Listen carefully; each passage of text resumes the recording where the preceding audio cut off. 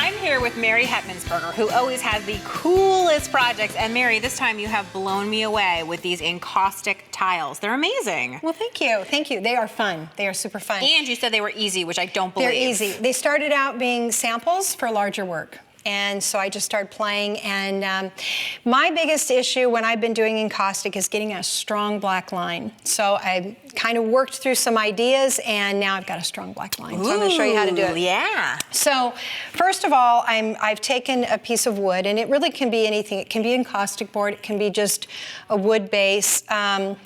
It can even just be a craft wood. And what I like to do is get just one layer of wax down, and I'm gonna just go ahead and do that right now. Like a base coat from painting just a base or something coat. like that. Now this is encaustic wax, so you wanna go a couple times this way, and let me get a little bit more on my brush. And you're obviously being very careful with your fingers because this is burning hot wax. It is. And then what I'm gonna do is I'm gonna hit it with the torch. And all I'm gonna do is just get it warm. And you don't need much fire, but I'm just gonna heat it. You can see that go right across that tile. Yeah, now you can use like a paint stripper, but I really like my torch. So it's warm, I'm gonna let it sit for a minute. I mean, if you're at home and you don't have a propane torch, can you use like a creme brulee, a little fire thing where it's not enough? No, you totally can. Okay. I like this because I like to cover a lot of area, and I'm used to it with my metal work. So the next thing I'm gonna do is I'm gonna draw on a piece of paper, charcoal, and you just wanna make sure the paper is not gonna grab onto the charcoal too much. And what I usually do, and I'll just take one that's not warm, is I just come in and trace around it so I know where I'm gonna be. And then literally just come in and do any kind of design you want. If you are a brilliant artist and can draw brilliant things, then you can do that. And if you want to just do lines and squares and circles, you can do that also. Geometrics work for me. Yeah.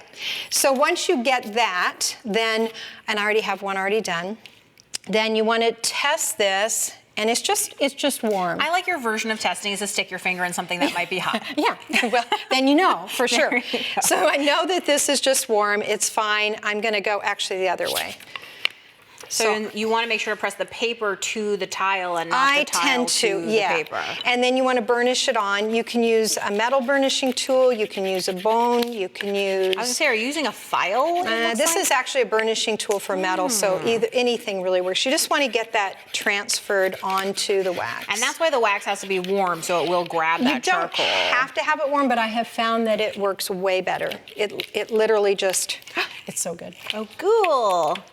Now, if you had text, it would have gone backwards, right? Yes. Okay. Yes. So anyway, I've got this transferred. That's amazing. Like, I feel like I could fast. stop right there. Yeah, you could. And you could heat this without any color. But you can now come in with oil pastels and add color. And let me just show you first how that's going to look.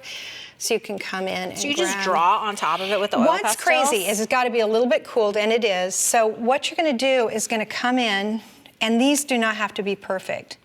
Well, now you're really talking my language. I mean, not at all perfect. In fact, I kind of like it when it's even a little bit more loose. And what's going to happen is that charcoal has such a different, a different makeup than the wax. So it's like oil and water. Yeah. It's oil, pastel, and charcoal. It literally holds that color. So what's going to be cool is when we heat that. Oh, wait, the charcoal is actually going to act like a true barrier and make sure it doesn't go out of the lines? Absolutely. This is one of those, you better show me because I don't believe you, Mary Hettmansperger. Well, that's why I love that, because I've not been able to get a real strong line. And so now, when I come in, and I really want you to focus on this because this is super cool. Yeah, it's super cool. So I'm going to actually hit one of these one more time here that got a little... There we go. Okay, so now when I come in, I hope I'll melt everything else out there, but no, hopefully not. So you're using your torch again. Using my torch again. And obviously you're working on a metal pan, on another block of wood. Yes. Like we have several layers of safety here to make sure that this is getting done. Right. And I can see you're flicking that across there. I'm doing it very slow. And what I really want you to see is how now when I hit it, it's so interesting. It like floods the area, but it doesn't go totally abstract. And it bubbles up.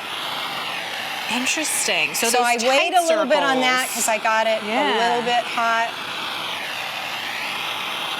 super cool. Oh, now you're just having too much fun because now you're just spreading it any way you want. And it bubbles up. And you can see then but what's really great is that charcoal still holds that line. Now I burnt it in a little bit, I can burn it in a little bit on that So side. how do you know when you're done, Mary? Is it just a personal artistic decision or are you looking for something in particular? When our time's up? No.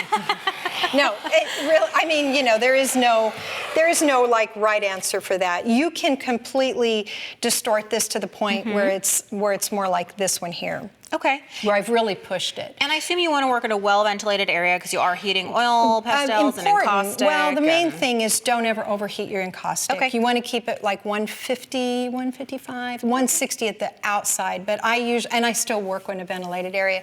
So what's nice about this is you can get really interesting, fun, bubbly effects. As you can see here where I've used like faces. So then it's super fun because the faces get distorted. Did you have to put a layer on top of it to protect it, or was that the last step? I stopped. Oh, wow. And it's really, really nice. The nice thing about not putting tons of encaustic on is you don't have to go through that like polishing process. So it's a very simple, but it's very hard. You can still work with it if you want to add more to it, but it's at a stopping point if you want it to be. I also have incorporated into some of my smaller jewelry. In these pieces here, I've got now these great little tiles that I can turn into jewelry. And then in my bigger work, I use it for a lot of my boxes. So let's talk about some of these tiles for just a minute, because the faces seem so much more complicated to me, but what you're telling me is it's the same exact technique. Same exact technique. For me, I like that. I like those, you know, repetition. So I just grit it out once again, put the faces in there.